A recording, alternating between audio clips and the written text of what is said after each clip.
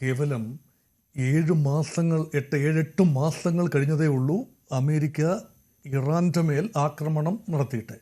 3 ആണവ നിലയങ്ങൾ ഇസ്ഫഹാനിലെയും ഫർദോയിലെയും നതാൻസിലെയും ഒക്കെ ഇറാൻ്റെ ആണവ നിലയങ്ങൾ അമേരിക്ക ബോംബ് ചെയ്തത് ജൂൺ 2025-ലാണ്. അപ്പോൾ അതിനുള്ളിൽ തന്നെ മറ്റൊരു ആക്രമണത്തിന്, അതൊരു സ്വാഭാവിക ആക്രമണം മാത്രമാണ്. ഇസ്രയേലുമായുള്ള യുദ്ധത്തിൻ്റെ അവസാന ഘട്ടം എന്ന നിലയിൽ ദ ഗ്രാൻഡ് ഫിനാലെ അമേരിക്ക കുട്ടിക്കലാശം നടത്തി.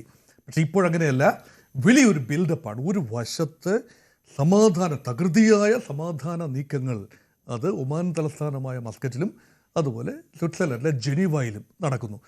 അതേപോലെ സമാന്തരമായിട്ട് തന്നെ ഇരുഭാഗങ്ങളും സമാന്തരമായ ചർച്ചകൾക്ക് പാരലായി തന്നെ മറ്റൊരു ട്രാക്കിലൂടെ യുദ്ധ ഒരുക്കങ്ങൾ അത് ഇറാനും അമേരിക്കയും ഒട്ടും മോശമാക്കുന്നില്ല എന്നതാണ്. നോക്കൂ, അത് നേരത്തെ ഇവിടെ സൂചിപ്പിച്ചല്ലോ, അമേരിക്കയുടെ 2 വലിയ ബാറ്റിൽ ഷിപ്സാണ്. ഒന്ന് USS എബ്രഹാം ലിങ്കൺ, ഏതാണ്ട് 75 മുതൽ 90 വരെ വിമാനങ്ങൾ വഹിക്കാൻ കപ്പാസിറ്റിയുള്ള Abraham Lincoln, USS Abraham Lincoln Iran തീരത്ത് നിന്ന് ഏതാണ്ട് 700ഓളം കിലോമീറ്റർ തെക്ക് ഒമാൻ കടലിൽ, അല്ലെങ്കിൽ ഒമാൻ്റെ തീരത്തോട് അടുത്ത് നിലകൊള്ളുന്നു.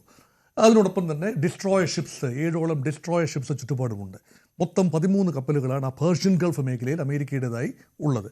അത് നാവിക ഒരു വിന്യാസമാണ്. അതേപോലെ തന്നെ ഇപ്പോൾ കരീബിയൻ കടലിൽ നിന്നും അറ്റ്ലാന്റിക് കടന്നുകൊണ്ട് മെഡിറ്ററേനിയൻ ഭാഗത്തേക്ക് നീങ്ങുന്ന വൻപൻ കപ്പൽ, ലോകത്തെ തന്നെ ഏറ്റവും വലിയ കപ്പൽ അമേരിക്കയുടെ USS ജെറാൾഡ് ഫോർഡ്, അത് ഏതാണ്ട് സമാനമായ നമ്പർ എയർക്രാഫ്റ്റ്, 70-80 എയർക്രാഫ്റ്റ് വഹിക്കാൻ കഴിയുന്ന വൻ പ്രഹരശേഷിയുള്ള കപ്പലാണ്.